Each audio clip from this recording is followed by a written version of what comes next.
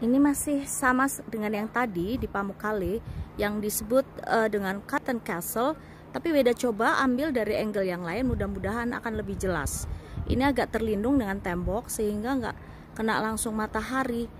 Jadi Cotton Castle itu seperti putih-putih, kalau dilihat secara biasa sepertinya hanya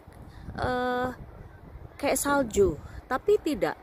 Dia adalah mineral, ya, zat kapur yang ada di bukit Pamukkale, berasal dari cotton, ya. Nah, ini lihat ada orang-orang yang pada jalan di situ. Itu banyak kolam-kolam, dari kolam satu ke kolam yang lain, makanya disebut sebagai white terracering. Tapi untuk jalan ke situ karena ini basah, jadi licin. Sorry to say, Weda nggak ke sana.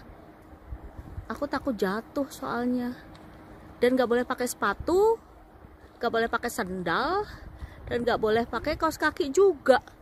Jadi untuk menjaga kelestariannya dari alam.